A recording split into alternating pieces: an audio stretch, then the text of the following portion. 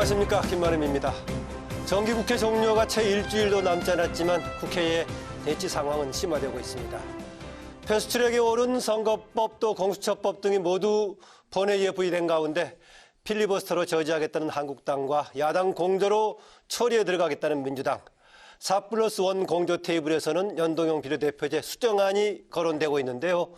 대치 전국 속 선거법의 향방, 이 시간 집중 토론해 보겠습니다.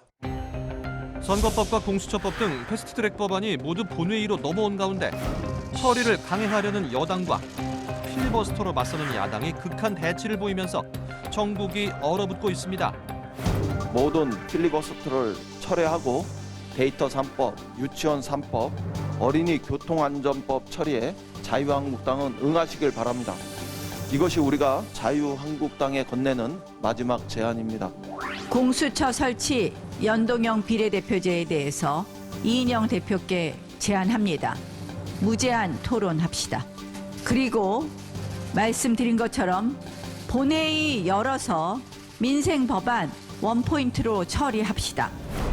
필리버스터를 처리하지 않으면 야당 공조로 국회를 정상화하겠다며 압박에 나선 여당과 합법적 저항 수단인 필리버스터를 보장하라는 한국당 사이에서 바른미래당은 중재안을 제시했습니다. 한국당은 준연동형 비례대표제를 받고 민주당은 공수처의 기소권에 제한을 두는 선에서 대타협할 것을 양당에 제안합니다. 여야가 대치 중인 선거법은 정당 득표율에 따라 의석을 배분하는 연동형 비례대표제가 핵심으로 비례성을 강화해 다당제 구조로 전환하면 지지율 대비 지역구 의석수가 적은 정당에 절대적으로 유리합니다. 지금은 마지막 개혁의 시간입니다. 분명한 선택을 하기 바랍니다. 양당이 마주보면 극단적인 대결 정치가 되고 양당이 손을 잡으면 야합 정치가 됩니다. 시계 제로 상황에 빠져들고 있는 필리버스터 정국의 향배를 이번 주 토론당당에서 집중 진단해 봅니다. 오늘 토론에서 나오시는 패널들 소개해드리겠습니다. 더불어민주당 최민희 전 의원입니다. 어서 오세요. 안녕하세요. 최민희입니다. 네, 자유한국당 김용남 전 의원입니다. 네, 안녕하세요. 김용남입니다. 비례민주주의연대 하승수 공동대표입니다. 어서 오세요. 네, 안녕하십니까. 네, 바른미래당 이준석 전 최고위원입니다. 어서 오십시오. 네, 안녕하십니까. 네, 지금 영어로 돼 있는 두 단어요. 패스트트랙, 필리버스터. 뭐 어쨌든 간에 둘 다 진행이 돼야 될 건데 둘 다 진행이 안 되고 있는 지금 상황 어떻게 보고 계십니까? 최민희 전 의원.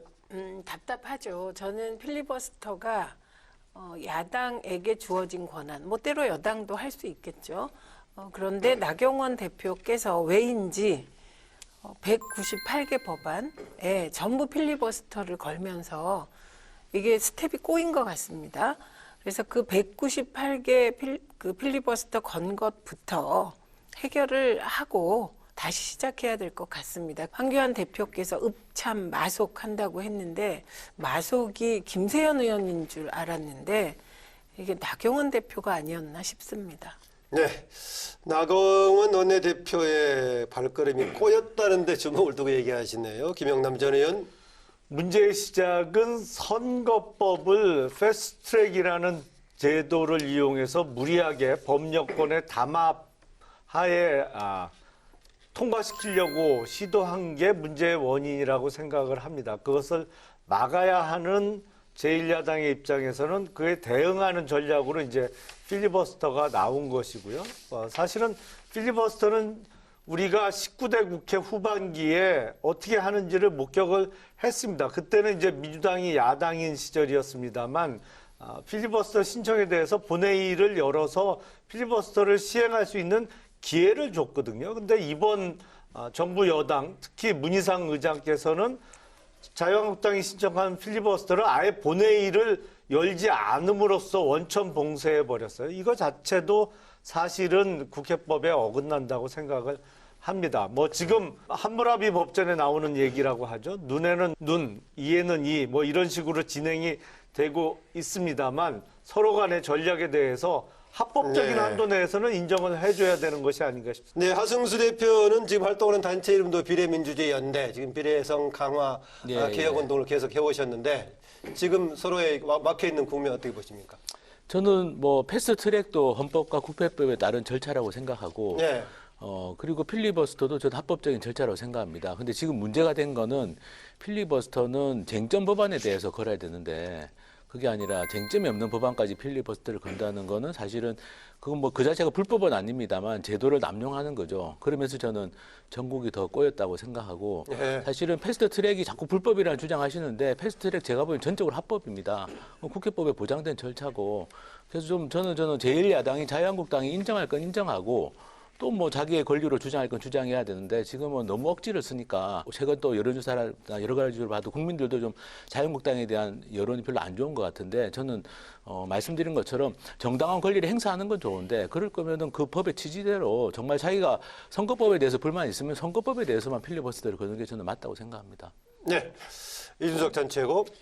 저는 패스트트랙과 이제 필리버스터는 사실 태어난 날이 동일한 그런 두 가지 제도입니다. 그러니까 지난번에 2011년에 12년에 국회 선진화법 개정을 하면서 그때 이제 동시에 하나는 이제 다수당의 칼로서 등장한 것이고 하나는 소수당의 방패로서 등장한 것이기 때문에 뭐 굳이 따지면 아까 함무라비 협정 얘기 나왔지만은 로마 시대에 집정관하고 호민관 이런 식으로 약간 성은 견제가 되는 어떤 위치로 가는 것인데 저는 아까 이제 하 변호사님이 입법 취지라는 것을 이제 언급하셨는데 저는 패스트트랙 제도 입법 취지라는 것은 어떤 안이 있었을 때 거기에 대해서 절대 다수가 동의하는 경우에 그걸 좀 강행하기 위한 그런 취지가 있다 보는 것이고 그렇다고 봤을 때 지금 패스트트랙으로 과연 그럼 올라와 있는 선거법 개정안이라는 것이 완결성이 있는 아닌가?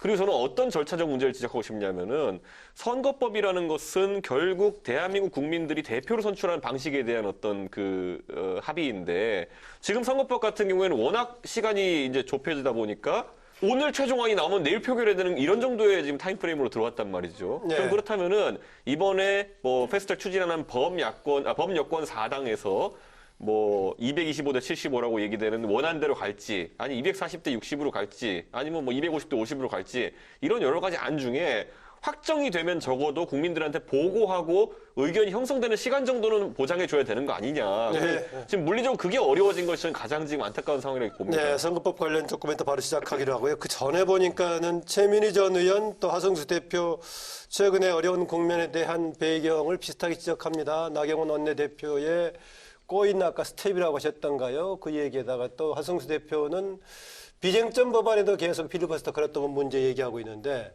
김영남 전 의원님 왜 그렇게 다 걸었는지 지금 최근 꼬인 전국에 책임이 있다고 보고 있는 것 같습니다.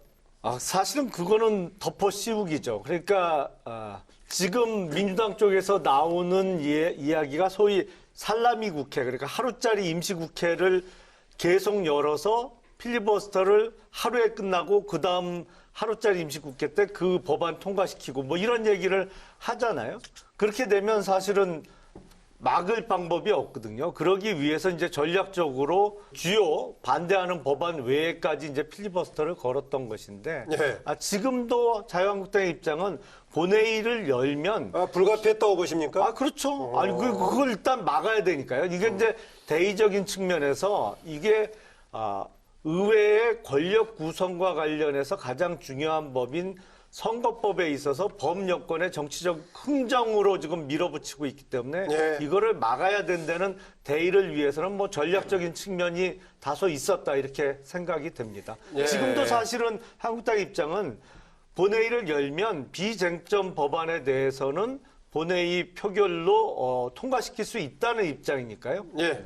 네, 비쟁점 법안을 먼저 통과시키자는 여야 합의 사항인데 그거를 깨고 필리버스터 걸어서 민생 법안과 어린이 안전 법안을 볼모로 잡은 것이죠. 그건 뭐 아무리 뭐 그거 아니라고 하고 뭐 민주당이나 다른 정당들에게 책임을 덮어 씌우려고 해도 안 됩니다. 왜냐하면 나경원 원내대표가 방송 화면에 나와서 선거법 개정안 상정 안 하면 민식이법 처리해 줄 수 있다는 태도를 보였기 때문에 그거는 뭐 손바닥으로 하늘을 가려도 안 가려진다 이 말씀 드리고요. 나중에 좀 생각이 바뀌었더라도 정리가 되면은 거기서 같이 합의 보면 되지 않겠습니까? 아니 그래서 제 말씀은 네. 자유한국당 최고위원회에서 매우 이례적으로 원내대표 불신임해 버렸습니다. 저는 정당 사상 최고위가 원내대표를 불신임하고 새로운 원내대표 후보들을 뽑겠다고 하는 거는 저는 처음 봤습니다. 혹시 본 일 계십니까? 저도 처음 예, 봤습니다. 처음입니다. 이렇게 이례적으로 황교안 대표가 강력한 칼을 휘두른 것은 나경원 원내대표의 원내 전략이 잘못됐기 때문이잖아요. 적어도 황교안 대표와 그 주변에 있는 지도부는 198개의 필리버스터를 걸어서 자유한국당이 이렇게 비난을 받고 있는 상황에 대해서 책임을 물은 거거든요. 네. 그러면 지금 책임을 물었다고 해서 그러면 자유한국당이 위축돼서 있을 거냐? 그게 아니고 이제 새 지도부가 들어서면 새 지도부가 조금 더 객관적인 시각, 국민적 시각을 가지고 전략을 짜시면 숨통이 트이지 않을까요? 네, 뭐 다른 당 제3당이라고 해야 될까요? 2.5당인가 3.5당인가 모르겠는데요. 이준석 전 최고 네. 어떻습니까? 두 사람 의견 들었을 때 어떻습니까? 저는 뭐 국회 내 파행이라는 거는 아까 말했던 그 필리버스터를 199개 법안에 건 거 자체는 저는 굉장히 이례적이고 잘못된 부분이다 이렇게 판단하는데요. 근데 그 판단을 할 정도로 상호 신뢰가 없는 겁니다. 지금 원내 교섭단체 간에. 왜냐하면 아까 말했던 것처럼 자유한국당 입장에서는 필리버스터에 어쨌든 아까 모두가 공감하기로 법 내의 절차라고 했는데 실제적으로 그 절차를 보장해 줄 것인가에 대해 가지고 의구심을 제기하는 것이 당장 이제 뭐 아이디어 차원이겠지만은 자유한국당이 필리버스터 신청하겠다는 선언하기 전에 그런 이야기가 나오자마자 그 민주당이나 정의당 일각에서는 아 그러면은 하루짜리 그러니까 3일 공고하고 하루짜리 열리는 임시회를 따다다다 한 7, 8번 개최하면 되지 않느냐. 근데 이것도 사실 보면은 그 임시회라는 것에 어쨌든 그 제도의 취지라는 것에 맞지 않는 그런 운영이기 때문에 네. 서로 이렇게까지 하느냐에 대한 불신이 이걸 빚어내는 사태다 이렇게 좀 보는 것이고요. 저는 지금이라도 그래서 저는 느끼는 게 뭐냐면은 이 그 비쟁점 법안에 대한 합의 같은 경우에는 지금 민주당이 안 받는 것도 저는 이해가 안 갑니다. 지금 보면은 국회를 열어가지고 그것을 먼저 원포인트 처리하자는 안에 대해 가지고 네. 민주당이 거부하고 이인영 원내대표가 조건을 건 게 뭐냐면은 그 필리버스터 전체를 철회해라 이렇게 걸었거든요. 근데 그 주장 자체는 아까 말했던 것처럼 필리버스터의 권한 자체를 부정하는 것이기 때문에 저는 그 또 극단적인 협상안이 나온 것 자체도 상당히 유감이다 이렇게 볼 수 네, 있습니다. 그 부분 계속 논의를 해볼 수가 있겠지만은요. 선거법 관련 얘기로 들어가겠습니다. 하승수 대표, 지금 네. 현재 보면은 선거법 관련해서는 전선이 2개로 형성이 되어 있는 것 같습니다. 네, 네. 추진하는 쪽과 한국당 간에는 근원적으로 지금 인정할 수 없다라는 그런 견해체가 있는가 하면은 지난 패스트트랙 할 때 동의했던 나머지 여당과 나머지 소수 야당들 간에는 내용을 가지고 다투고 있는데 이거 과정에서 한국당에도 협상에 참여하면서 진행이 될 수 있을 것 같습니까? 어떻습니까? 저는 이 선거법 논의를 할 때 좀 우리 국민들께서 꼭 기억해 주셔야 되는 게 이 논의의 시작이 2015년 2월 중앙선관위의 권고 의견이 시작입니다. 예. 그때 중앙선관위가 권고한 의견이 연동형 비례대표제를 하라는 거였고 그런데 사실은 자유한국당은 지금 그 중앙선관위 권고와는 전혀 배치되는 그러니까 아예 비례대표를 없애버리자는 제안을 하고 있기 때문에 저는 어쨌든 중앙선관위는 선거법과 관련해서는 중립적인 기관입니다. 예. 그 기관에서 나온 의견을 전면 부정하는 의견을 내는 자유한국당하고는 저는 협상의 여지가 저는 없다고 보고요. 없다고 보세요? 오히려 협상하려면 야합이 된다고 저는 생각합니다. 그리고 지금 현재 민주당과 다른 야사당 간의 협상도 저는 문제가 있다고 보는 게 민주당이 문제입니다. 왜냐하면은 중앙선관위는 제대로 된 연동형 비례대표제를 하라고 권고를 했고 이 선거제도라는 건 그런 권위 있는 기관이 권고했는데 거기에 대해서 논리적으로 반박해서 더 좋은 안이 있다라고 한다든지 그게 아니라면 그 안의 취지를 저는 살리는 게 맞다고 봅니다. 근데 어쨌든 민주당은 그게 준연동형이라고 해서 어쨌든 연동 비율을 낮추는 걸로 해서 야사당하고 협상을 한 상태고 근데 지금 그걸 또 더 낮추려고 하는 뭐 얘기도 나오기 때문에 저는 어쨌든 자유한국당은 어쨌든 중앙선관위 권고를 전면 부정했다는 점에서 협상의 파트너로서의 자격을 상실했고 민주당 같은 경우는 어쨌든 중앙선관위 권고를 최대한 살리는 쪽으로 협상하지 않으면 민주당도 결국에는 이 문제와 관련해서는 비판받게 될 거라고 예, 생각합니다. 그러니까 하승수 대표 등이 지금 연동형을 추진했던 것이 거대 양당의 지금 독점했다는 문제를 지적해 네. 왔었는데 네. 추진 과정에서 그 문제가 드러나고 네, 있다고 보시네요. 그렇습니다. 네. 예, 지금 오히려 한국당하고 협상하는 것은 취지에 반하는 거다라고 얘기하고 있습니다. 지금 뭐 다당제를 하기 위해서 다당제가 우리 권력구제보다 적합하기 때문에 이걸 하기 위해서 연동형 비례대표제 또 사표 방지를 위해서 해야 된다 이런 논리를 내세우고 있는데요. 사실은 지금이 다당제죠. 지금 원내 진출한 정당만 해도 몇 개가 있습니까? 지금 뭐 물론 바른미래당처럼 법적으로는 하나지만 교섭단체는 3개가 있습니다. 그러니까 예. 교섭단체는 3개지만 네. 원내에 진출해 있는 정당만 따지면 지금 자체가 다당제를 하고 있거든요. 그러면 지금 상태가 그럼 과거나 어떤 때보다 나은 정치를 하고 있느냐? 전혀 그렇지 않거든요. 그리고 이 연동형 비례대표제라는 것은 사실상 의원내각제를 하고 있는 나라 중에 일부가 필요에 의해서, 그것도 대부분의 경우에는 그 정치 세력 간의 협상의 결과로 나온 것인데, 이걸 지금 우리나라 권력 구조를 대통령제에서 의원내각제로 대전환을 한다는 전제가 성립하지 않은 상태에서 지금 무리하게 끌고 가고 있단 말이죠. 사실은 이게 지금 여기까지 논의가 진행된 과정에서도 정치 세력 간에 사실은 자신들의 이익을 위해서 여기까지 끌고 왔거든요. 민주당은 지금 검찰 무력화와 정권 후반기에 자신들을 향한 수사를 막아줄 기관이 필요했기 때문에 공수처가 급한 것이고, 소수 정당은 자신들의 특히 당권을 가진 사람들의 정치적 영향력 확대를 위해서 비례대표를 대폭 늘려야 되는 또 필요성이 있어서 정치적인 흥정의 대가로 여기까지 끌고 왔기 때문에 결코 국익을 위해서는 어떠한 대의명분 때문에 여기까지 온 것은 아니기 때문에 반대하고 있는 것입니다. 우선 첫째는 김용남 의원께서 왜 검찰개혁에 반대하고 공수처에 반대하는지, 만약에 어떤 사람이 개혁에 반대한다. 개혁에 반대하는 계약이기 것이죠. 때문에 반대하는 그걸 것입니다. 계약이라고 계약이기 보는 것 때문에. 자체가 검사 출신이라 그렇다라고 얘기하면 기분 나쁘시겠죠. 네, 그러니까 그러면 안 되죠. 그러니까 지금 검찰이 비대화한 권력을 어떻게 남용하는지 전 국민이 보고 계시기 때문에 공수처법에 대한 찬성은 사실은 어떤 때는 80% 가까이 이제 가고. 공수처법은 또 얘기할 수 있지만 오늘은 선거적 핵심이니까. 아니, 지금 하셨기 때문에 안 하면 안 돼요. 예, 그래서 공수처법에 대한 찬성이 굉장히 높습니다. 그거는 어떤 한 기관이 혼자서 계좌 추적권까지 혼자 가지고 있고, 영장 청구권도 혼자 가지고 있고, 기소 독점권 혼자 가지고, 나랑 가까운 쪽은 봐주고, 나하고 정치적으로 좀 안 좋거나 검찰개혁을 주장하는 쪽은 인디안 기우제 수사를 하고, 이런 행태는 용납돼서는 안 되기 때문에 검찰개혁은 꼭 필요하고, 그다음에 두 번째, 흥정한다 이렇게 말씀하시는데 그거 안 하려면 정치하면 안 되죠. 당리당략에 따라도 가는 것입니다. 근데 그 당리당략이라는 것이 공익에 부합하는 면이 있냐 없냐 이 문제예요. 그런데 최소한 자유한국당을 제외한 나머지 분들은 지금 이 시기에는 현실이 다당제인데 이게 조금 불안한 다당제잖아요. 이합집산이 있었잖아요. 그럼 이거를 제도적으로 보장할 수 있는 확실한 다당제로 가서 한번 국회를 운영해 보자. 이런 취지를 갖고 계신 것입니다. 그러니까 그 매도하시거나 이런 곤란하고. 그다음에 아까 말씀하신 게 맞습니다. 2015년은 박근혜 정부예요. 박근혜 정부의 선관이고, 이 선관위원들은 MB 때 주로 임명됐다가 임기가 이어진 분들도 있고. 선관위도 정권의 성격을 따라가는군요. 따라간다고 혹시 오해하실까 봐요. 이 정도로선 심해져요. 예, 그게 그러니까 저런 거짓 가짜 뉴스 막 던지시면 여기 중앙선관위 그런 말 하시면 안 상임위원이 됩니다. 그렇게 막 던지면 안 문체부 출신이 되고. 갔잖아요. 그게 말이 되는 인사입니까? 아니, 그러니까 그게? 막 던지지 말고. 얘기하시고요. 그건 다른 쟁점으로 이제 다른 토론에서 또 합시다. 근데 그 보고 싶으신가 봐. 박근혜 정부의 그 선관위의 권고사항은 지역구 200의 비례 100석이었습니다. 그리고 그걸 합리적이라고 제시했는데, 그게 이 부분은 모든 국회의원들이 기득권을 놓고 싶어 하지 않았기 때문에 이후로 계속 계약돼서 19대 때는 비례대표가 53석이었어요.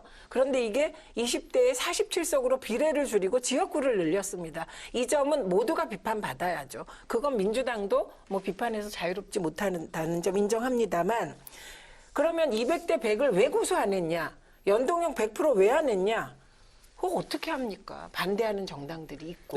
저는 근데 그렇기 때문에 타협은 해야 되는 거잖아요. 저는 그래서 제가 선거법에 대해 가지고 지금도 뭐 이제 패스트트랙 추진하는 쪽에서 빨리 단일안을 만들어내라. 근데 그 단일안을 만드는 과정 자체가 엄청난 지금 야합의 과정의 결과물이 될 가능성이 높거든요. 예를 들어 호남 지역구가 너무 많이 줄어드는 것이 문제가 있기 때문에 뭐 250대 50으로 하자. 라든지 아니면 뭐 그거 외에도 보면은 연동률 조정해가지고 각 당의 비례대표 의석을 어느 정도 확보해야지 뭐 자기들 선거에서 인재 영입이 된다라든지 이런 것은 순수한 논리와 관계없는 야합의 지금 과정을 국민들이 보고 있는 것이거든요. 저는 그렇기 때문에 패스트트랙이 올라올 때부터 애초에 아까 이제 김영남 의원도 야합의 성격을 말씀하셨지만은 정말 엮일 수가 없는 두 가지의 상품을 같이 세트로 만들어가지고 현재 지금 진행이 되고 있는 연동이든 준연동형이든 조금씩의 변화가 있다고 하더라도 근본적으로는 취지하고는 다르다라고 보고 있군요. 저는 그렇다 보고, 왜냐하면 그 패스트트랙에 처음에 우리 유치원 3법에서 패스트트랙이라는 제도가 처음 등장했을 때는 그게 뭐 3법이지만 그 세 가지 법은 서로 아주 강하게 결속될 수밖에 없는 그 취지가 인지되는 그런 법안이었거든요. 근데 언뜻 봤을 때 사법개혁안이라고 나와 있지만 공수처 설치나 검경수사권 조정은 그냥 민주당의 관심 사안이고요. 나머지 선거법 개정 같은 경우에는 다른 당들의 관심 사안인데 이 두 개가 엮여가지고 5분의 3을 넘기는 상황이라는 것이 저는 패스트트랙이란 제도의 입법 취지와 전혀 맞지 않는다. 패스트트랙 방식 말고 내용을 지금 얘기한다고 봤을 때 내용에서는 저는 아까 봤을 때 비례대표제도 예. 그러니까 우리 국민들한테 아까 제가 숙성의 기간이 필요하다고 했는데 지금 이 진행된 절차를 보면은 표결 전날 아마 최종안이 나와서 던지고 언론에 보도되기도 전에 막 이슈가 되기도 전에 표결이 이루어질 것 같아요. 예, 국민에 대한 알리는 것은 그런 문제가 있어서 치고 내용 자체에 대해서는 우리 이준석 최고는 어떻게 내용 판단하십니까? 자체에서는 아까 말했듯이 처음에 저도 저희 손학규 대표 어르신께서 이렇게 갖고 와가지고 할 때 저도 연동형에 대해서 공부를 좀 했죠. 근데 그 당시 안이랑 지금의 안은 저도 공부를 좀 다시 해야 되는 상황이고 240대 60이니 250대 50이니 그런 것들은 정당 간의 유불리에 따라서 협상이 되고 있는 겁니다. 그러니까 우리가 입시들을 정할 때 입시 정한 학부모들이 모여가지고 각자 내 아들이 대학 가는 제도, 내 딸이 대학 가는 제도를 하자라고 하는 것 자체가 얼마나 보기 안 좋은 모습입니까? 근데 저는 지금은 각 당의 유불리가 너무 많이 반영되고 있는 것 같아서 그렇게 말씀하시면 곤란합니다. 왜냐하면 이 공수처가 민주당만의 관심사도 아닙니다. 유승민 다시 공수처 또 가는 겁니까? 아니요, 저 그거 지적하려고 가짜 뉴스를 하시면 안 되니까. 유승민 의원이 대권 후보 시절에 공수처 공약하셨어요. 그러니까 검찰 개혁이 마치 지금에 와서 민주당이 던진 것처럼 얘기하는데 검찰 개혁은 우리 사회의 오랜 과제였는데 검찰이 기소 독점권까지 가지고 이게 있으니까 다들 사실 속으로 무서우신 거죠. 그런데 검찰 개혁을 유승민 전 후보도 이게 공약으로 걸었다. 이건 팩트니까. 예.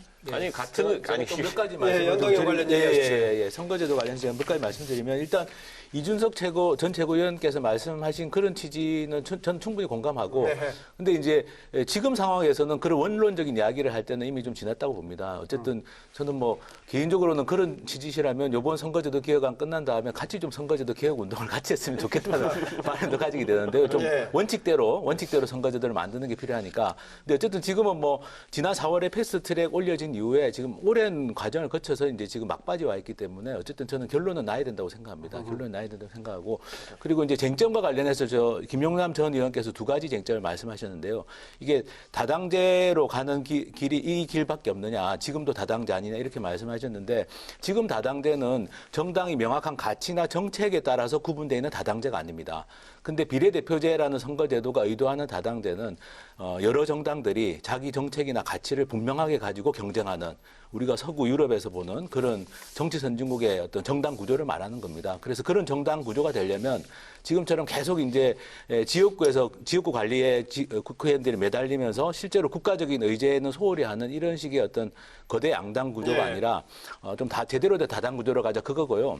두 번째로 아까 그 권력 구조 문제 이게 의원 내각제하고 맞지 않느냐 연동형 비례대표제가 그런 말씀을 하실 수 있는데 저는 만약에 그렇게 생각하신다면 권력 구조를 바꾸는 운동을 하는 게 필요하다. 지금 왜냐하면은 작년에 그 문재인 대통령이 개헌안 발의했을 때 그때 자유한국당에서 뭐라고 말씀하셨냐면 제왕적 대통령제를 유지하려고 하는 거다. 이건 잘못된 거다. 그때 자유한국당에서 말씀하신 게 분권형 권력 구조로 간다면은 그때는 선거제도 개혁도 받아들일 수 있다. 이런 말씀하셨거든요. 저는 그 초심으로 돌아가서 선거제도 개혁하고 오히려 권력 구조도 바꾸자라는 이야기를 하시는 게 일관성이 저는 있다고 봅니다. 그래서 원내대표 간의 합의문을 보면은 그 당시에도 보면은 그 당시에 선거제 개혁에도 어느 정도 일정 부분 공감한다는 원내대표 간의 이야기가 있었고 그 합의문에 권력구조 개편에도 착수한다는 이야기가 있었는데 그게 과연 권력구조 개편에 있어가지고 민주당의 의지를 보여준 요소가 무엇인지 그러니까 제가 좀 말씀드릴게요. 합의문에서 일단 아는데 그러니까 거기서 의지를 보여준 바가 있는지 순서가 바뀌었어요. 그러니까 권력 구조를 의원 내각제로 바꾸게 되면 선거제가 바뀌는 것이죠. 이거는 권력 구조는 잠깐만요. 그대로 놔두고 선거제를 먼저 바꾸고 그 다음에 권력 구조 개편을 논의하자. 그거는 완전히 이례 선수가 순서가 바뀐 것이고요. 잠깐만요. 그리고 비례대표를 늘리면 정당의 어떤 정책적이나 이념적 색깔이 강화된다? 그건 전혀 동의하기 어려운 말씀을 하신 겁니다. 비례대표 늘리는 거하고 정당의 어떤 정책적 성격이 강화되는 거하고 무슨 상관이 있어요? 그리고 비례대표를 늘리면 여러 가지 폐해가 나타납니다. 사실은 지금도 그런 기미가 보입니다만 일단 보수 정치가 강화돼요. 이거는 어느 대표 정치인 한 명이 정당을 만들어서 비례대표를 3%만 가정해 봅시다. 그러면 100% 연동이면 9명의 의석을 갖게 되죠. 반연동형만 해도 5명이에요. 그러니까 보수 정치, 계파 정치가 강화될 수밖에 없고, 그리고 무엇보다도 이게 비례대표를 늘려놓으면 3%만 득표하는 순간에 원내에 꽤 많은 의석을 차지하기 때문에 극단적인 세력의 원내 진출이 활발해질 위험성이 아주 큽니다. 제가 짧게 두 가지만 말씀드리겠습니다. 일단 작년 12월 15일 합의문에 어쨌든 선거제도 개혁에 안에 합의가 되면 권력구조 논의도 하자고 돼 있었거든요. 그러니까 선우가 선거제도 개혁이 먼저고 권력구조 논리적으로는 거꾸로죠. 아니 그게 또 하나 말씀드리면 다당구조 뭐 이렇게 비례대표제가 이 정책적 영향을 강화하는 거하고 무관하다고 말씀하셨는데 그리고 우리나라 상황에서 정당 정치 비민주적으로 이어질 가능성이 있다라고. 근데 생각합니다. OECD 국가 37개국 중에 27개국이 비례대표제 국가입니다. 그리고 그 비례대표제 국가 중에 삶의 질이 높은 나라들이 많은데 그 나라들이 삶의 질이 높은 이유가 바로 정당들이 자기 정책을 가지고 경쟁하는 정치를 하기 때문이에요. 그건 오히려 개판 오히려 개판 그건 없지. 최민희 의원 얘기한 다음에 발언 드릴게요. 예. 저는 좀 이상한 것이 요즘 자유한국당을 보면 대표가 원내대표를 디스하고 지금 이 자리에서 원내대표가 하신 일을 디스하시면 곤란해요. 왜냐하면 저는 이제 김용남 의원께서 비례대표 없애자는데 강한 의지를 갖고 계신 걸 알고 있습니다. 그런데 원내대표 간 합의는 또 합의인 것이죠. 그래서 그 선우가 있었다는 말 그거 맞고 그다음에 저는 그건 인정합니다. 비례대표가 늘었을 때 비례대표를 어떻게 민주적 절차에 따라 그게 보스가 마음대로 하지 않도록 장치를 마련하는가 이건 필요하다고 봐요. 그런데 이게 보스 정치로 흐를 수 있기 때문에 나는 비례대표를 없애야 된다. 이거는 아니라고 봅니다. 그러니까 그리고 또 하나는 연동형 비례대표제와 다당제에 대해서 조금 더 분리해서 깊은 고민이 필요하세요. 지금 아까 우리 하 대표께서 얘기하신 것은 다당제로 갔을 때 그 정당이 국회에 진출하는 의석수를 결정해야 되는 게 원론적으로 원칙적으로 각 당이 정파적으로 내가 이념적으로 우리 당을 이렇게 이끌 거야. 이렇게 해서 표를 받아야 되는데 지금 안 그렇잖아요. 솔직히 바른미래당이 새누리당하고 소위 갈라서는 과정이 딱 하나에 의해서 갈라진 거잖아요. 박근혜 전 대통령 탄핵에 대한 찬반으로 갈라진 거예요. 탄핵에 대한 찬반은 이건 정파적 이념적 입장이 아니에요. 그렇기 때문에 지금의 다당제는 되게 모호한 다당제다. 저는 이렇게 보고 연동형 비례대표제가 어쨌든 도입되면 이렇게 자기의 이념적 정체성을 드러내고 그리고 총선에서 표를 얻어서 제대로 된 다당제를 하면요. 지금보다 훨씬 더 협상이 잘 됩니다. 윤석 제거하시고 그다음 김용남 의원 하십시오. 제도 자체에 대해서 제가 의구심을 자꾸 가진 이유가 뭐냐면은 처음에 제가 아까 공부를 했다 그랬잖아요. 저희 당연도 김성식 의원이 가가지고 협상을 했고 그래서 제가 상세하게 들었는데 분명히 처음에 패스트트랙에 뭐 찬반이 있었지만 통과됐던 안이라는 거는 절차를 밟았던 안이라는 거는 권역별 연동형 석패율제 포함한 비례대표제였어요. 225대 75에. 근데 지금 이 요소 중에서 최종안에 살아있을 거라고 예상되는 요소가 몇 개나 됩니까? 저는 분명히 지금 250대 50 안으로 가게 되면은 권역별이 빠질 것이고요. 석패율제도 빠질 것이다. 저는 이렇게 봅니다. 그러면 초기에 애초에 패스트트랙에 올린 것과 단순한 자구수정이나 개수조정을 넘어서는 이상의 변화가 있는 것인데. 그럼 패스트트랙 안건이 아니다. 저는 이게 그러니까 수정안이 된다는 것 자체가 저는 의구심이 좀 들고. 이 부분은 아마 한성수 대표가 얘기해 줄 것 같은데 지금 이 정도 바뀐다면 패스트트랙에 올렸을 때 안건하고 근본적으로 성격이 달라지기 때문에 새롭게 제기되는 안건이다라고 지금 주장합니다. 어쨌든 국회법상으로는 원안이 올라가면 수정안을 낼 수 있고요. 성격이 달라지면 다를 수 있는 거니까. 예, 그렇죠. 같은 법이기 때문에 뭐 절차적으로는 문제가 없습니다. 문제가 없다. 절차적으로는 문제가 없지만 내용적으로는 어쨌든 저는 이준석 최고위원 말씀하신 것처럼 수정을 최소화하는 게 바람직하다고 보고요. 그런데 이제 수정의 요인에서 어쨌든 이 제도의 뼈대는 뭐 사실 권역별이나 석패율은 비례대표제 선거제도에서는 좀 부차적인 문제입니다. 그러니까 뼈대가 되는 건 225대 75라는 지역구 비례 비율은 굉장히 굉장히 중요한 부분입니다. 제도적으로 봤을 때. 그래서 이 부분을 어떻게까지 조정하느냐가 중요한데 저는 이제 개인적으로 이런 비율 조정 같은 거, 지역구와 비례대표 비율 조정은 뭐 현실적으로 좀 수정이 불가피하다고 하더라도 최소화하는 게 필요하다. 네, 수정을 최소화하는 게 저는 이 얘기 제가 왜 저도 하냐면요. 저희 당이 이제 패스트트랙 때문에 저희 당이 분란이 시작되었던 걸 저희가 많이 국민들이 4월에 기억하고 있을 텐데 제가 요즘은 이제 이 패스트트랙 반대하시는 분이에요. 저희 변형내 활동한 의원 중에. 네. 그때 그럼 왜 그거 찬성해가지고 당내에서 김관영 원내대표랑 당론 정할 때 투표를 그렇게 하셨냐 그랬더니만은 거기에 나 석패율제 있으면 유리할 거라 생각해서 그랬는데? 라 그러는 거예요. 자, 그러면 생각해 보세요. 이 모든 이 나비 효과가 바른미래당의 어쨌든 그 내부 표결에서 한 표 차이로 나온 것인데 그 원안에 올라갔던 그것에 보면 석패율제라는 게 있었는데 지금 없어진다? 그러면 이거는 나비 효과로 처음부터 다른 판단이 나올 수 있는 사안이었어요. 근데 네. 그래서 저는 최소한 지금 뭐 절차상으로는 아까 법적 문제가 없으니까 국민들에게 이걸 알리고 수기하는 기간 정도는 필요한데 아까 말했듯이 확정되고 나서 다음날 표결할 것 같아요, 지금. 하 대표님께서 OECD 예를 들면서 거기 연동형 비례대표제 하는 나라가 많다. 비례대표제 나라가 27개 국가 맞습니다. 그거는 비례, 연동형 OECD, 비례. 그러니까 OECD 국가가 대통령제 하는 나라보다는 의원내각제 하는 나라가 훨씬 많기 때문에 그렇게 된 그래서 것이죠. 제가 사실은 말씀드린 그러니까 거는, 그건 네. 아무런 논리적 그래서 아니, 연관성이 없는 주장을 그건 하신 거예요. 반대를 하면 반대를 하시는 거고. 예. 비례성 말씀을 하시는데 자 지난 대통령 선거 때 당시 문재인 후보가 41% 정도 득표를 해서 당선이 됐어요. 예. 거꾸로 말씀드리면 59%는 문재인 후보를 찍지 않았어요. 그러면 지금 우리나라 권력 구조상 59%의 권력을 야당에게 나눠주고 있느냐? 아니거든요. 그게 선거의 본질이에요. 근데 이 큰 대통령제라는 권력 구조는 그대로 놔둔 상태에서 네. 41%를 득표해도 다 갖는 구조는 놔두면서 국회의원 선거에 있어서는 정당 득표에 따라서 비례대표도 아니고 알겠습니다. 전체 지역구 의석까지 합쳐서 다 가져가야 된다? 그게 무슨 논리적 연관성이 자, 있어요?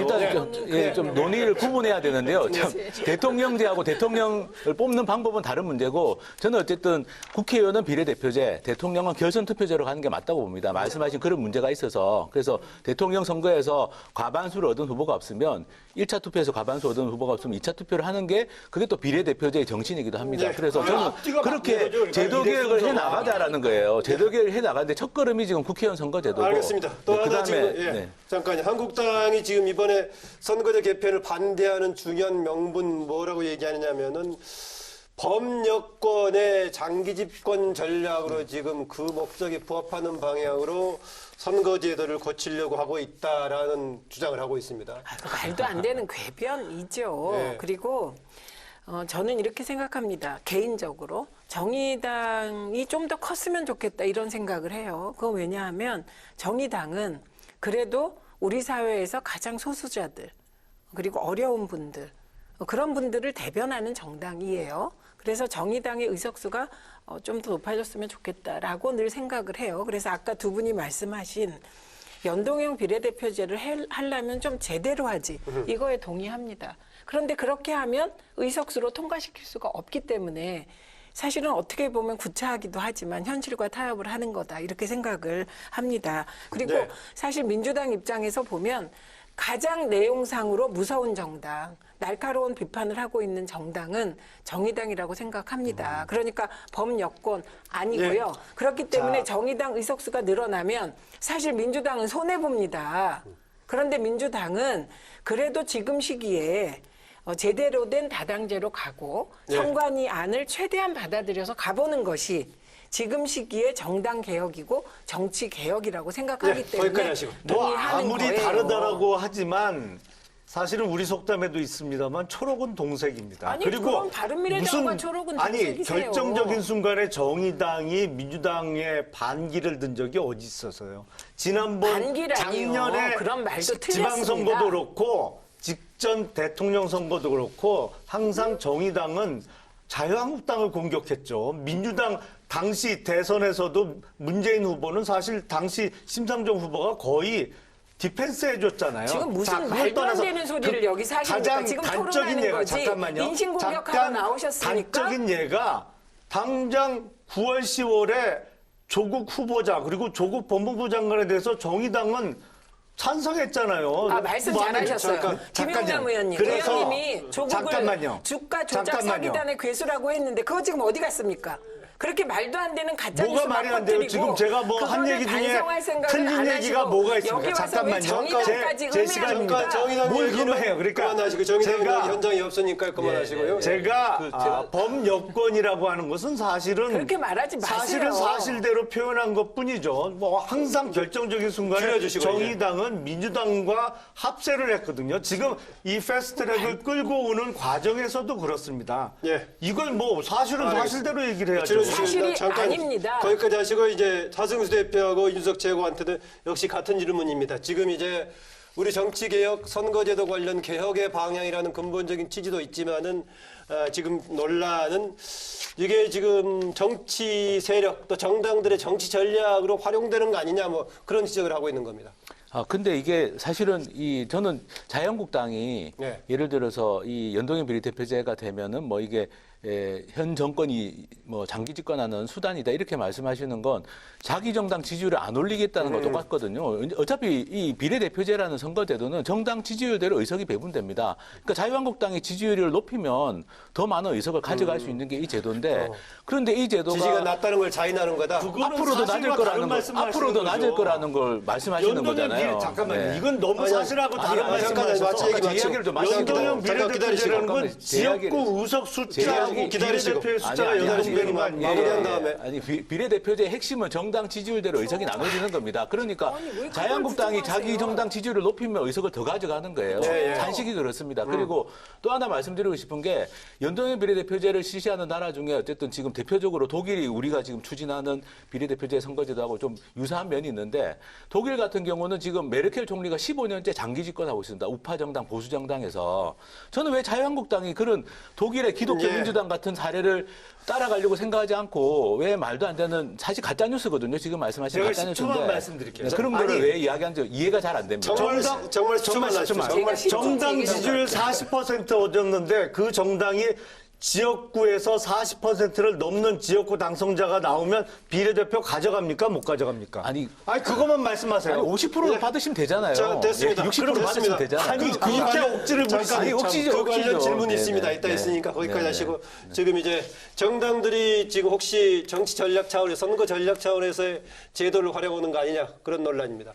저는 근데 이런 생각해요. 결국에는 우리가 내각제를 하게 되면은 결국에는 선거 결과에 따라 가지고 국가 수반을 이제 정하게 되겠죠. 근데 그 과정 중에서 정당 간의 연대라는 것이 이루어져 가지고 각자의 플랫폼을 놓고 우리가 큰 틀에서 이 정도는 합의하고 가자라는 합의안이 나온 상태에서 정당 연대라는 것은 저는 상당히 뭐 재밌는 제도가 될 수 있다 이렇게 판단하고 우리 사회 다당제를 정착시키는 도움이 될 것이다 이렇게 보는데 지금 어쨌든 대통령제 하에서 대통령이 있는 여당과 나머지 정당이라는 것은 관계가 다를 수밖에 없어요. 예를 들어 뭐 DJP 같은 어떤 연정 체제가 사실상 확고하게 제도화되지 않는 한 제 생각에는 여당이 많은 걸 독점하고 야당에는 사실 뭐 야당 아까 어떤 정의당을 비롯해서 여러 야당들에게는 사안별로 그들이 관심을 가질 만한 사안을 이렇게 사안별 연대를 할 수밖에 없는 상황인데 그게 지금 가져다주는 불안정성을 보고 있는 게 저는 패스트트랙이다 저는 이렇게 보거든요. 네. 저는 사실 뭐 연동형 비례대표제를 대통령제 하에서도 정착시키는 것이 가능하다라고 하지만은 그 정착된 형태까지는 아니더라도 지금 그게 작동하는 형태를 봤더니만은 상당히 사안별 연대 또는 사안별 뭐 나쁘게 표현하면 야합이 이루어지는 모습들을 많이 보고 있기 때문에 저는 그 큰 밑그림에 국민들이 동의할 수 있는 뭔가 좀 모델이 나왔으면 좋겠는데 적어도 아까 김영남 의원이 지적하신 것도 내각제가 아닌 나라에서는 그게 잘 동작하는 사례가 있느냐에 대해서는 저도 많이 들여다봤지만 솔직히 모델 나라를 찾아내지 못한 것 같습니다. 저는. 네, 거기까지 하시고요. 우리가 너무 또 자연스럽고 자연스럽게 하니까 너무 또 말이 많이 섞이는데 조금 정리해서 나머지 시간 했으면 좋겠습니다. 제가 하승수 대표께 이 질문을 드리겠습니다.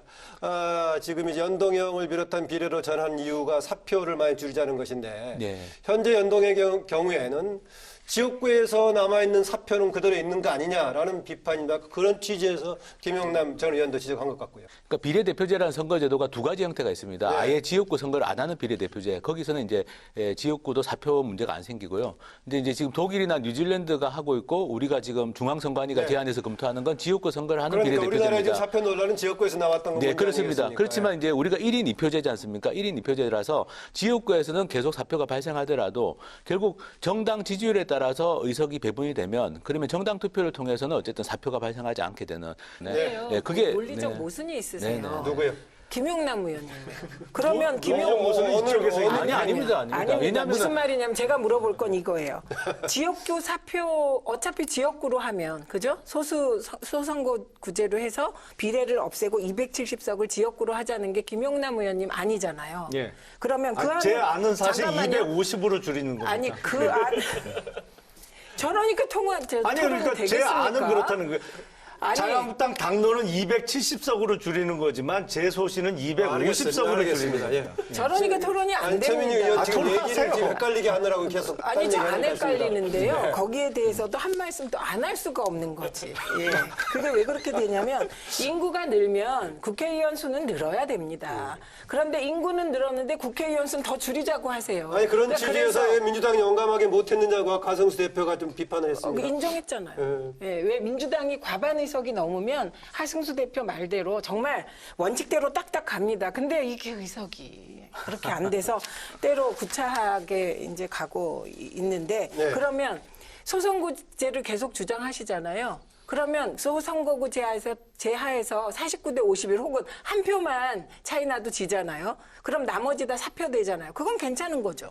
자, 그렇다면 그런 논리라면 아예 대통령제 왜 선거구를 자꾸 대통령제를 포기해야죠. 아니 제가 아까 끌어들이십니까? 말씀드렸잖아요. 지금 문재인 대통령도 그러니까 41% 대답이 궁하시면 뭐가 엉뚱한 궁해요? 논리를 41% 득표하고 지금 다 갖고 있잖아요. 그러니까 기본적으로 비례대표를 뽑는 데 있어서 정당 득표별로 비례대표 의석을 나눠 갖는 건 모르겠으나 이거를 지역구 의석까지 합쳐서 그 정당 득표에 따라서 전체 의석을 가져가는 것 자체는 정당 투표에 대해서 어떤 가중치가 주어지는 거예요. 어떤 면에서는. 그리고 인구수가 잠깐만요. 인구수가 늘었기 때문에 국회의원 숫자도 늘어나야 된다.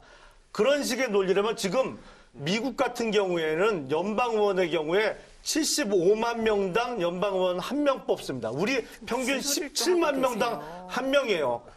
예. 비교하자면 우리는 의원님, 국회의원 숫자가 예, 너무 정수 많아요. 논란은 의원님, 그 정도 하시고요. 아니 그게 아니고요. 10초 한다더니 계속하고 조금만 얘기 계속하면 저도 해야죠. 그런데 그 문제는 뭐냐면 김용남 의원님께서는 어쨌든 소선거제를 주장하시는 분은 사표 어쩔 수 없다라는 거예요. 그건 인정을 하셔야죠. 야, 그게 선거의 그러니까 다른 본질이죠. 잠깐 그런 두 분 가만히 계시고 두 분 서로 하니까 이준석 최고께 시간을 2배 더 드리겠습니다. 저는 이제 사표 방지라는 것은 당연히 제가 봤을 때 민주주의에서 추구해야 될 원칙이긴 한데 저는 거기에 있어서 그러면은 지금 또 제가 얘기하는 게 제가 지금 최종안이 나와 있으면 이것이 사표 방지가 되는지 아닌지 판단할 수가 있어요. 근데 지금 또 나온 협상안들 보면은 봉쇄 조항을 이제 군소정당이 난리 부려서 봉쇄 조항을 5%로 올리겠다는 거예요. 그러면 제가 봤을 때 4.99% 받은 정당과 5.01% 받은 정당의 민의의 차이는 얼마나 된다고. 하나는 의석을 10석 가까이 받고 하나도 못 받는 그런 연동형 비례제는 그럼 정의로운가라는 얘기를 하고 싶은데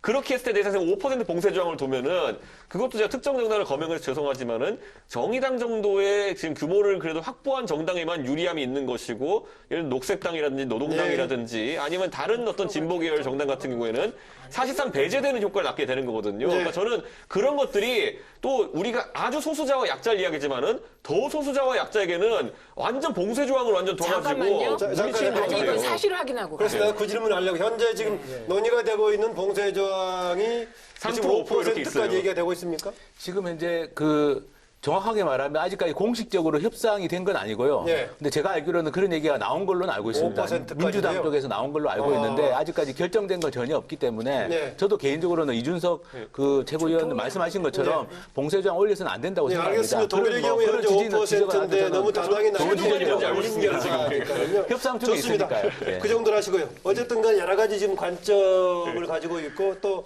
볼 사안들이 많은데 종합적으로 했을 때 이런 방향으로 바꿔진다면은 지금보다도 민심이 제대로 반영되는 선거제도가 될 거라고 보십니까, 이준석 전 최고위원? 저는 워낙 누더기 같이 이미 그 수정안이 많이 나왔기 때문에 아까 제가 말했듯이 패스트트랙 시작할 때 취지는 저도 부분적으로 동의할 수 있는 부분도 있었습니다. 그런데 지금은 아까 말했던 많은 요소들이 누락되거나 아니면 속된 말로 그냥 사라져버린 그런 상황이기 때문에 네. 저는 지금 상황에 이런 절차적 정당성을 가지고 선거제가 통과되게 된다면은 시차를 두고 너무 많이 변했기 때문에 패스트트랙이라는 입법 취지에 무색하게 갈 수도 있는 것이고요. 네. 두 번째로는 적용했을 때 효과라는 것도 저는 저는 우리가 나중에 아주 깜짝 놀랄 만한 부작용들이 있을 수 있다. 이미 창당을 준비하고 있는 34개의 정당이라고 하는 것들을 보면은 봉쇄 조항을 낮췄을 때는 상당히 극단적인 주장을 하는 정당들이 다수 탄생해서 국회를 혼란스럽게 할 가능성이 있고, 봉쇄 조항을 높였을 때는 또 소수자 중에서도 기득권을 가진 그런 정당들이 또 이득을 볼 수 있는 구조가 될 테고, 저는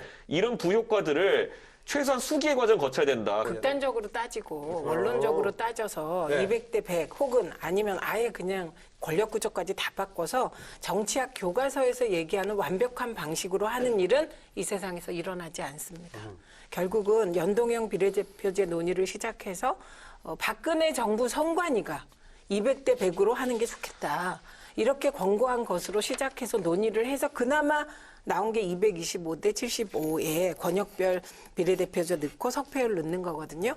그 정도를 해낼 수 있다면 우리 국회가 굉장히 훌륭한 건데 우리 국회가 안 훌륭하잖아요. 이건 인정해야 되잖아요. 그러니까 그렇게까지 훌륭하지 못해서 이게 이제 이렇게 안이 나오게 되는 겁니다. 그러면 제가 생각할 때 최소한은 250대 50입니다. 저는 그건 너무하다고 생각하나 할 수 없죠. 현실이 그렇다면. 그리고 연동형 비율을 50% 이하로 낮추는 건 그건 정말 안 된다. 이렇게 생각하고 권역별 비례대표제 하기가 어렵잖아요. 지금 구조로는. 석패율을 넣을 수 있다면 석패율은 살리고 가야 된다. 이렇게 보고. 그다음에 아까 말씀하셨을 때 이제 최저 득표율에 따른 의석 배분을 3%로 할 건가 5%로 할 것인가 문제는 그냥 현행대로 가는 게 맞죠. 왜냐하면 지금 독일이 5%니까 우리가 5%로 하자고 할 만큼 독일하고 유사한 체계가 아니잖아요. 지금은 3%를 하는 것이 맞다. 이 정도입니다. 네. 또 하나 이게 있습니다. 아까 애초에 취지에서 많이 지금 정당 현실적인 조건에 따라서 이준석 전 최고는 누더기라는 표현을 했고, 또 최민희 전 의원은 뭐 현실적인 상황에서는 여러 가지가 이상들이 될 수 없다 이런 관점이었는데요. 그중에 하나가 처음에 논란이 좀 꼬이게 된 게 정수 관련 문제였습니다. 그중에인데 이 얘기가 나올 때마다 특히 심상정 의원 등을 중심으로 해가지고 국회의원들한테 들어가는 총 비용을 한정시킨 대로 수가 늘리면은 개별 국회의원 들어가는 걸 줄이자 이 얘기인데 어떻습니까? 그걸 조건부로 할 것이 아니라 애초에 국회의원들의 여러 가지 권한이라든가 비용을 그냥 먼저 줄이면 어떻겠습니까? 예, 저도 제가 아쉬운 거는 먼저 선 연봉 삭감 특권 폐지를 하고 국민들에게 의석을 한 10% 정도 늘리자고 설득을 했다면 그러니까. 했다면 지금 국민 여론이 좀 바뀌지 않았을까라는 좀 안타까움이 있습니다. 왜냐하면은 지금 전문가들이나 시민사회 단체들은 뭐 참여연대나 민변 또 여성 단체들은 공통적으로 주장하는 건 지금보다는 국회 의석이 늘어나야 된다라는 거거든요. 그리고 지역구를 많이 줄이는 것은 또 지역의 시민사회도 반대가 있습니다. 그렇기 때문에 현재 253개 지역구를 말씀대로 한 250 정도로 하고 전체 의석을 한 10% 정도 늘려서 330으로 해서 비례 의석을 한 80석 정도로 하자. 이게 이제 여러 전문가들이나 시민사회 단체들이 생각은 아니고 그 전제는 말씀하신 것처럼 먼저 선 특권 폐지, 연봉 삭감 이런 걸 해 나가자는 거였는데 안타깝게도 그 부분에 대해서는 뭐 거대 정당들이 전혀 반응이 없으셨습니다. 없으셔가지고 의원 수에 관한 입장은 우리 김용남 전 의원은 근본적으로 다르니까 어떨지는 모르겠습니다. 지금 나오는 그 세비 삭감 주장은 사실은 세비를 삭감하고 의원 수를 늘리자는 주장을 하고 싶어서 순서를 살짝 바꿔놓은 것이죠. 원래는 의원 정수 늘리자는 주장을 했다가 여론의 문매를 맞으니까 세비 삭감하고 그다음 얘기는 이제 하고 싶은 얘기는 따로 숨어 있어요. 근데 제 말씀은 안 늘리더라도 세비 줄였다가 세비 늘리는 거는 어렵지 않아요.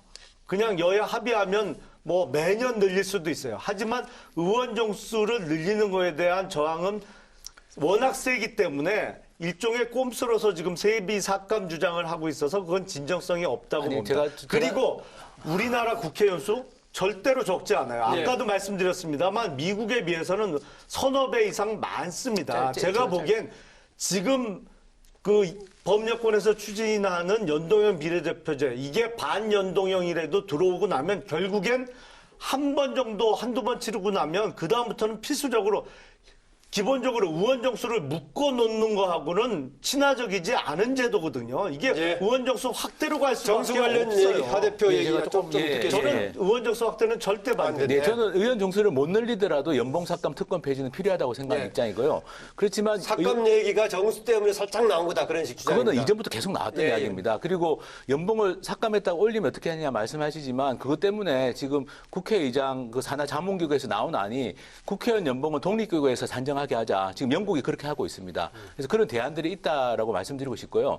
그리고 미국하고 비교를 하시는데 우리하고 비슷한 인구가 우리하고 비슷한 그러니까 5천만에서 한 8천만 정도 되는 나라들 국회의원 숫자를 한번 보면 영국이 지금 650명입니다. 그리고 독일은 709명이에요. 대체로 10만 명 내지 12만 명당 한 명이 국회의원을 뽑고 있습니다. 왜냐하면은 그 정도 숫자는 돼야지 국회가 역할을 하기 때문에. 네. 근데 미국은 우리하고도 인구나 뭐 여러 가지 너무 차이가 큰 거고 제가 비교를 한다면은 영국, 프랑스, 뭐 독일 이런 나라들하고 비교를 해보라고 말씀드리고 싶습니다. 일본하고 비교해도 우리가 네, 두 분은 거기까지 하시고 이제 최민희 의원, 이준석 최고 두 분 네, 얘기하십시오. 저는 의원 정수를 줄이자는 저 주장은 국회의원을 더 특권 계급으로 만들자는 주장과 동일하다고 봅니다. 왜냐하면 모든 영역이 다 그래요. 일단 자신이 그 기득권에 진입하고 나면 새로운 사람들의 진입을 막는 구조로 가거든요. 이게 원칙적으로 국민적 입장에서 얘기하면 국민의 심부름꾼은 많은 게 좋아요.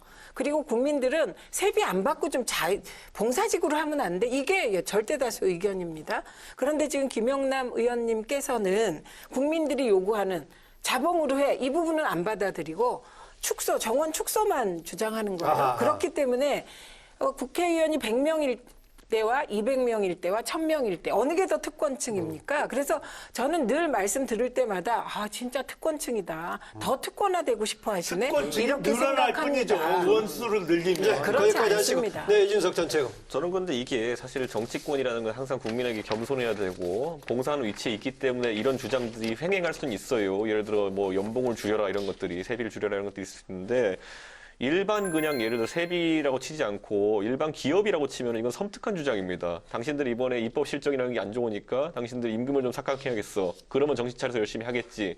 이 주장이라는 건요. 정치를 하는 사람들에게 있어서 세비라는 것은 애초에 도입된 것이 그 돈을 노리고 정치하라는 취지가 아니라 결국은 다른 곳에서 부정한 돈을 받지 않고 자기 생활을 할 수 있으면서 의정활동을 열심히 하라는 취지에서 이제 부여된 것이고 현행 제도를 보면은 대부분의 의원들이 세비를 받아가지고 남기기보다는 더 쓰고 있는 현실입니다. 후원까지 받아가지고도. 그런데도 거기서 그걸 줄이자고 하는 것은 저는 제도적으로 또 다른 이제 부정적인 어떤 효과를 낳을 수 있다 이렇게 생각하기 때문에 그런 감정적인 주장보다는 진짜 특권 내려놓기가 뭔지를 살펴봐야 되는 그런 시점인 것 같습니다. 네. 제가 조금 말씀드리면요. 그 연봉 수준을 국민들이 정확하게 아시면 그렇게 생각을 못 하실 거라고 봅니다. 왜냐하면 연봉이 지금 1억 5,200이고 그중에 또 4,700이 비과세이기 때문에 실제로 따지면 1억 6천이 넘어가는 게 국회의원 연봉 수준인데 이건 너무 과도하다는 거죠. 네. 예.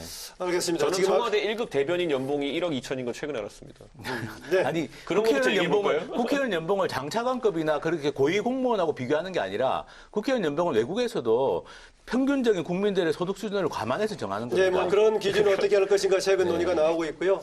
지금 어쨌든 간에 지금 불과 일주일 안에 최종 결론이 날 것인데 어느 방향으로든가 이거 어떻게 정리되고 파장이 어떨 것 같습니까? 그 선거법에 대해 가지고는 네. 적어도 제 생각에는 합의의 기간이 필요하고 수기의 기간이 필요하다 생각하기 때문에 우선 뭐 패스트트랙 진행하는 당들 입장에서는 뭔가 최종안을 올릴 수밖에 없겠죠. 그런데 거기에 예정된 지금 이제 필리버스터, 즉 무제한 토론이 있습니다. 네. 그런데 무제한 토론이라는 것을 단순 요식행위성을 처리해서 예를 들어 회기를 일찍 종결시키고 이렇게 하는 형식으로 가기보다는 진짜 저는 해볼 거면은 아예 그 기간 동안에 국민들이 수기의 과정을 거칠 수 있게 아하. 여당 측에서도 반대 토론을 나왔으면 좋겠습니다. 찬성 토론, 반대 토론을 나와가지고 하는 모습이라도 보이면서 적어도 이 안에 대해 수준 높은 모습을 마지막에라도 국회가 한번 보여줬으면 좋겠는 게 아하. 저는 지금 이게 필리버스터라는 게 입법 취지를 조금이라도 살리려면은 진짜 멋진 사람들이 나와야 됩니다. 양당이나 양측에서. 무제한 토론이 실질적인 토론으로 되도록 하자. 그렇죠. 전 그래서 이게 단순히 무슨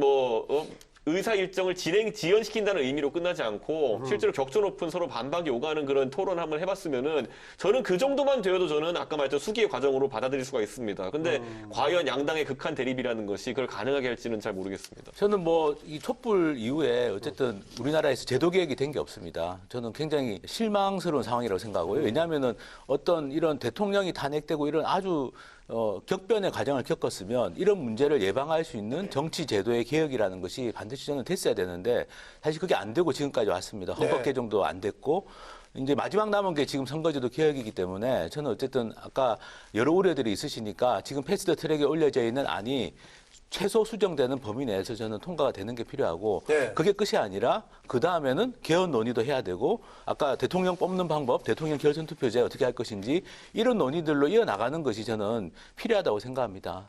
바꾼다고 모두 좋아지는 건 아닙니다. 그러니까 잘못된 방향으로 잘못 바꾸면 그건 개혁이 아니고 개악이 되는 것이죠.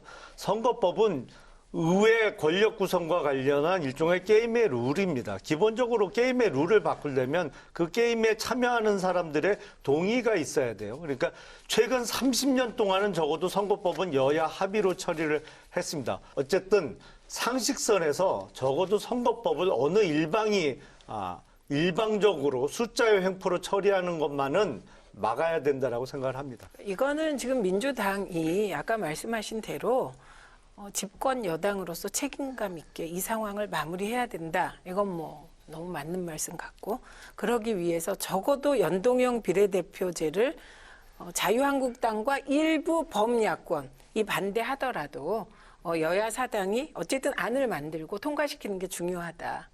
이렇게 생각하고 지금 말씀하신 게임의 룰을 같이 정해야 한다. 대원칙 동의합니다. 그런데 게임의 룰을 만들자고 협상 테이블을 만들어 놓고 그걸 걷어차 버리면 어떻게 합니까? 그럼 아무것도 하지 말라는 거잖아요. 그래서 정말 말라 비틀어진 식물국회가 되고 끝내야 한다는 거잖아요. 그래서 저는 어쨌든 나경원 대표처럼 하지 않는 분이 원내대표가 된다면 그게 변수가 된다면 지금 좀 아까 이준석 전 최고가 얘기한 필리버스터를 그 몇 개 법안에 대해서 제대로 해보자. 좋은 안이라고 생각합니다. 지금 마지막 의견을 거의 마무리 발언 비슷하게 해주셨는데요. 오늘 대치정국에서의 선거제도 개편 관련 논의를 했습니다. 강조하고 싶은 말 포함해서 진짜 마무리 발언으로 마무리하겠습니다. 이준석 최고위원. 사실 뭐 국회 극한 대립이라는 것에 대해 가지고 뭐 사실 강제적 절차들로 이제 이렇게 마무리가 되는 단계에 이르렀는데 여기에 대한 반성이 우선 있어야겠죠. 그리고 그 반성에 가장 적극적인 정당이 제 생각에는 총선을 선택받지 않을까. 근데 각 당에서 그 총선을 앞두고 이뤄지는 쇄신과 개혁의 과정이라는 걸 보면은 그 민의에 부응하지 못하는 경우도 있는 것 같아가지고 앞으로는 이 패스트트랙 국면이 끝나면은 그 경쟁이 좀 있었으면 좋겠습니다. 혁신 경쟁, 쇄신 경쟁. 네, 하 대표님. 이 게임의 룰을 선수들이 정하는 경우는 없죠. 야구 선수들이 모여서 야구 경기 게임의 룰을 정하는 건 아닙니다. 사실 그래서 중앙선관위 같은 독립기관의 의견이라는 게 저는 굉장히 무겁게 우리가 받아들여야 된다고 생각하고 그런 독립된 기관이 제시한 의견을 사실 국회는 좀 어떻게 보면 형식적으로 법안으로 해서 통과시키는 것이 가장 이렇게 왜곡되지 않는 게 아닐까. 그래서 저는 게임의 룰은 사실 중앙선관위에서 제안했던 안이 가장 공정한 게임의 룰이었다라고 마지막으로 말씀드리고 싶습니다. 네, 김영남 전 의원. 제가 이해가 안 되는 게 다른 때는 박근혜 정부에서 이루어진 일이 모두 적폐이기 때문에 청산해야 된다라고 주장하다가 유리할 때는 그게 박근혜 정부 선관위에서 이런 안을 내놨는데 왜 지금 와서 반대하냐. 자유한국당에서 꼭 이런 논리에 앞뒤가 안 맞는 얘기는 좀 수긍하기가 어렵습니다. 그러니까 적폐면 전부 적폐라고 주장을 하시던지 아니면 뭐 옳은 건 옳았다고 말씀하든지 제가 보기에 중앙선관위 안대로 지역 200, 비례 100, 현실성도 없고 우리나라 다른 제도, 다른 권력 구도와도 맞지 않는 사실은 생뚱맞는 얘기를 계속 주장하신 거라고 생각을 합니다. 세상이 그렇게 흑백으로 안 돌아가니까요. 적폐는 특히 일부겠죠. 그리고 박근혜 정부 때도 열심히 대한민국을 지켰던 공무원들 그리고 국민들이 있었거든요. 그래서 조금 흑백 논리엔 안 빠졌으면 좋겠다 싶고 어쨌든 민주당은 원론만 얘기할 수 있는 정당이 아니지 않습니까? 그렇기 때문에 최대한 협상 테이블에 자유한국당을 끌어들이기 위해 노력해야 하고 그렇게 하다 안 되면 1+4 그러니까 여야 사당이 합쳐서 패스트트랙 법안도 통과시키고 민생 법안도 통과시키고 그렇게 마무리하는 것이 국민에 대한 예의라고 생각합니다. 네, 네 분 수고하셨습니다. 고맙습니다. 예, 여야의 벼랑 끝 대치로 올해도 헌법이 정한 예산안 처리 시한을 넘겨버렸습니다. 여야가 자기 주장만 해서는 문제 해결 요원합니다. 요새 그 댓글운동 관련해서 당신이 틀렸다가 아니라 당신은 나와 다르다라는 이런 운동도 좀 떠오릅니다. 정치는 타협이란 말을 다시 되새기면서 토론당당. 저는 다음 주 다시 찾아뵙겠습니다. 안녕히 계십시오.